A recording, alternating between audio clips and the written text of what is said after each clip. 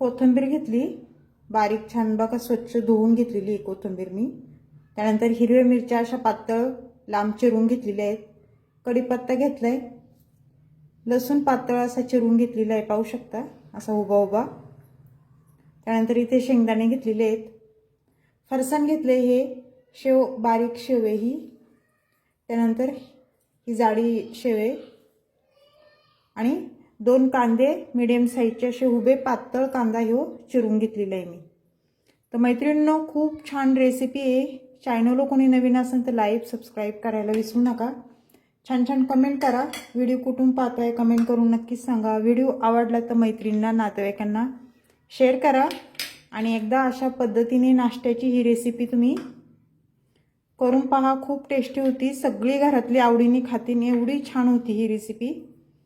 तर आता त्यानंतर काय करायचंय बघा, इथे मी मुरमुऱ्याचं पाकिट घेतलेलं आहे, हे पाहू शकता तुम्ही। आता हे मुरमुरे मी चाळून घेणार आहे चाळणीने।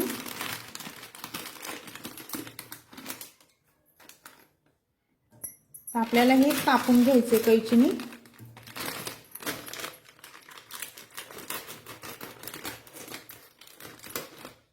कारण हे चाळून घ्यायचे मैत्रिणींनो आपल्याला मुरमुरे।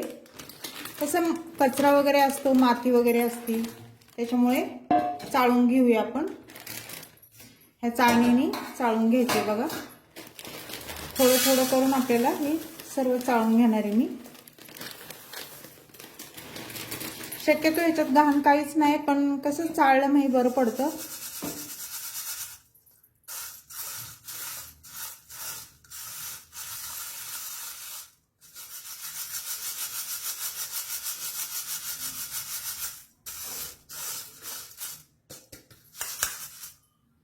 पाहू शकता असं हे धूळ पडती, त्याच्यामुळेच आपल्याला चाळून घ्यायला लागतं। तर आता मी सर्व चाळून घेते, मग तुम्हाला दाखवते। तर पाहू शकता मैत्रिणींनो, सर्व मुरमुरे मी छान असे चाळून घेतलेले आहेत बघा।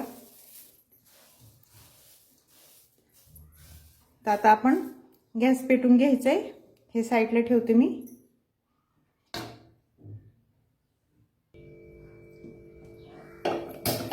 गॅस पेटून घेतलाय मी मैत्रिणींनो, पातेलं ठेवून घ्यायचंय आपल्याला। कसं पातेलं ठेवलं ना, पातेल्यामध्ये हलवता चांगलं येईल। तर पातेलं गरम झालं की आपल्याला तेल टाकून घ्यायचंय त्याच्यामध्ये। तर पातेलं गरम झाले, आपण तेल टाकून घेऊया।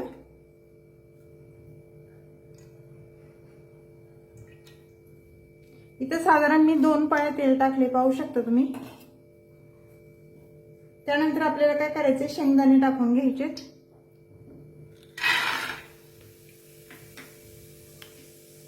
लसूण टाकायचंय,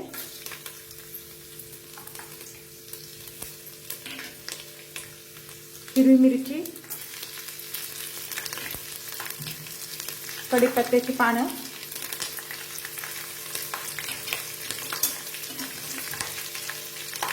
हे चांगलं परतून घ्यायचे। कांदा पण टाकून द्यायचा आपल्याला।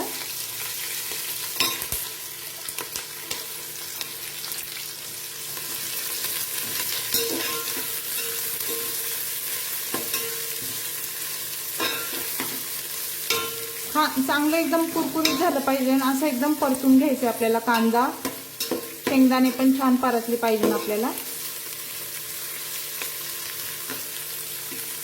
खोबरं, सुकं खोबरं थोडं ते पण टाकले मी। कसं मैत्रिणींनो, आधी मध्ये खायला आपल्याला घरामध्ये भूक लागली तर काही नसतं ना, तर असं बनवून ठेवलं ना तर आपण कधी पण खाऊ शकतो। हे चांगलं परतून द्यायचे आपल्याला। 1 चमचे जिरे टाकून घेते,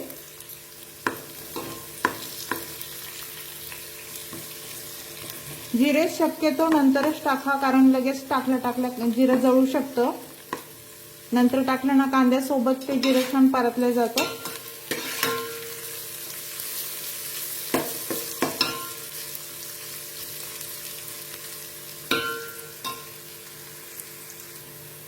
कोथिंबीर टाकून घ्यायची आपल्याला। कोथिंबीर पण आपली चांगली अशी कुरकुरीत परतली पाहिजे।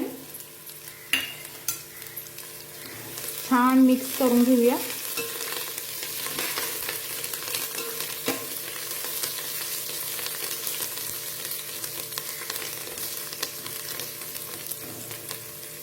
मैत्रिणींनो, तुम्ही अशा पद्धतीने ही रेसिपी केली आहे का मला कमेंट करून नक्कीच सांगा. लाईक करायला विसरू नका. व्हिडिओ पाहता पाहता लाईक झालंच पाहिजे ना आपलं.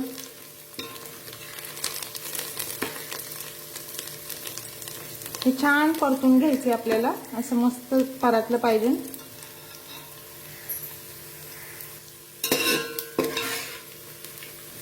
पाहू शकता कांदा पण आपला चांगला परतला गेलेला आहे आणि शेंगदाणे पण असे मस्त परतले गेलेले आहेत. पाहू शकता.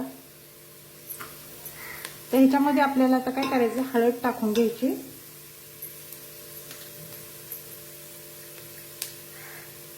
एक चमचा हळद टाकते.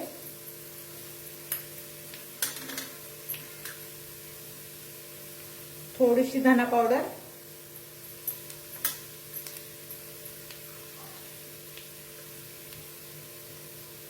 थोडासा चटपटीत मसाला आहे. आता हे छान मिक्स करून घेऊया. त्यानंतर फरसाण टाकून घ्यायचं आपल्याला.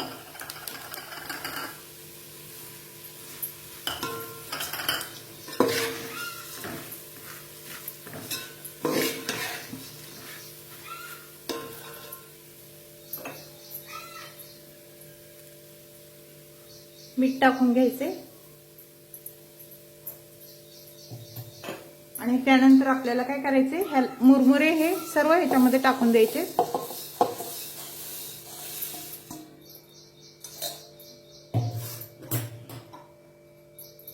आणि हे छान मिक्स करून घ्यायचे. बघा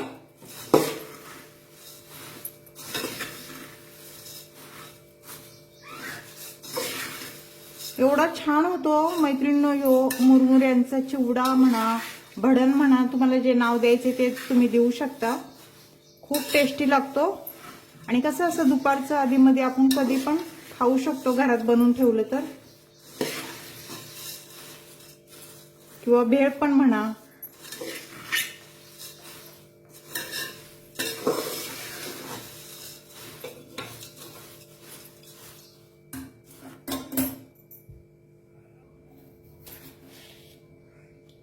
ह्याच्यामध्ये 1 चमचा साखर टाकून घ्यायची आपल्याला आणि छोटा चमचा आहे लाल मिरची पावडर आहे. तसं तर आपण हिरव्या मिरच्या टाकलेल्याच आहे, पण थोडंसं जरा भडण हे चिवडा तिखट जरा असला ना खायला खूप टेस्टी लागतो. छान मिक्स करून घ्यायचे.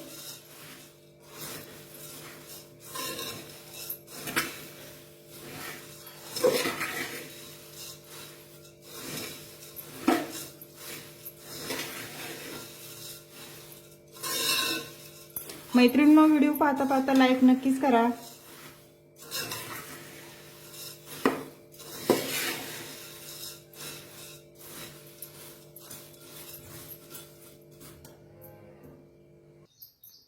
ते मध्ये मध्ये आपल्याला असं हलवायचंय चांगलं, म्हणजे असे मुरमुरे एकदम छान खरपूस मस्त कुरकुरीत होतात.